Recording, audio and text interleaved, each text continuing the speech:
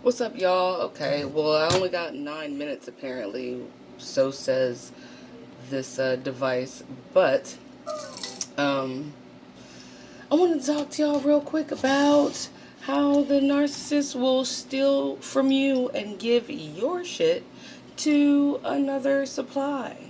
All right. Um, so I got a couple stories. I'm gonna try to get through them fast. First story: when I was in college, right, I had this really good friend, and she said something that eerily rang to be true.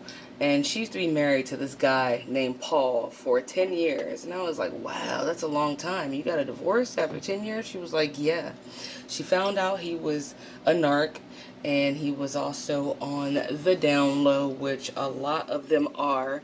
And not only was he fucking guys behind her back, he also then moved directly in with a younger little Asian girl.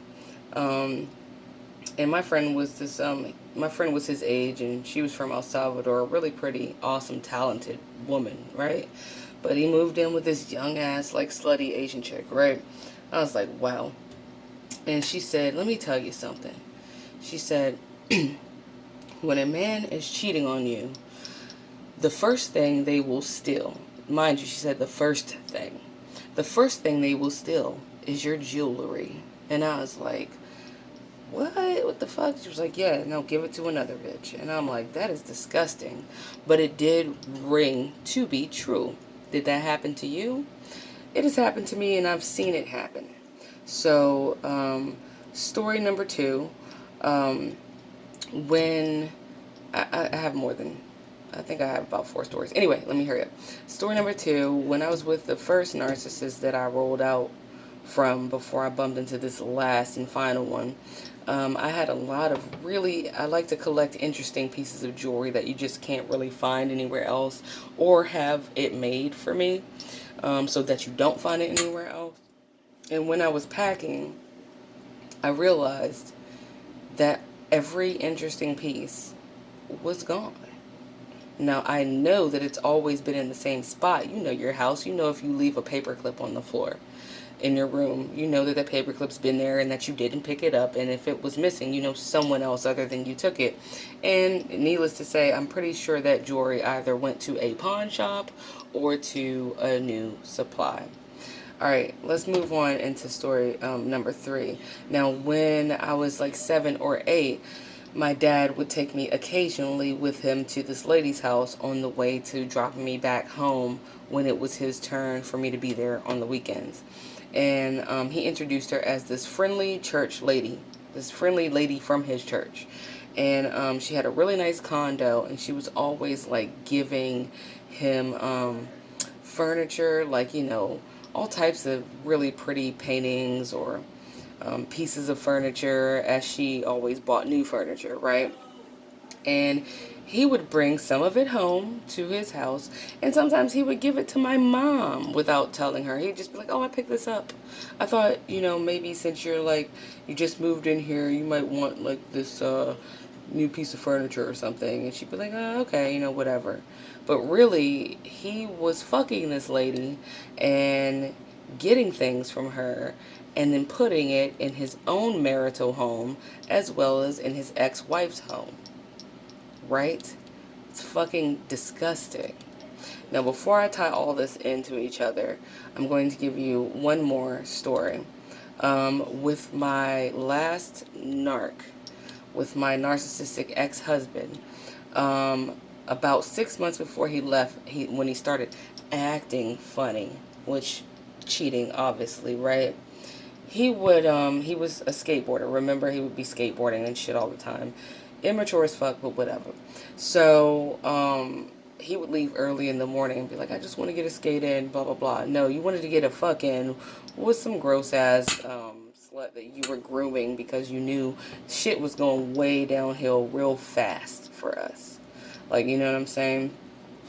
And so he would come home and, occasionally and be like, oh man, you know what? I was at the skate park. I found this on the ground. I thought it was something cool, so I bought it back because I thought you might like it. And it would be something like a bracelet, not a new one, but like a beaded bracelet. One time it was a beaded bracelet. The another time it was these aviators with like a pearly, I guess they call these ears to glasses or whatever the fuck you want to call them, a pearly one of those. And I'm like, I never until, because hindsight's 2020, I never put two and two together, because I'm not a treacherous dog bastard like that.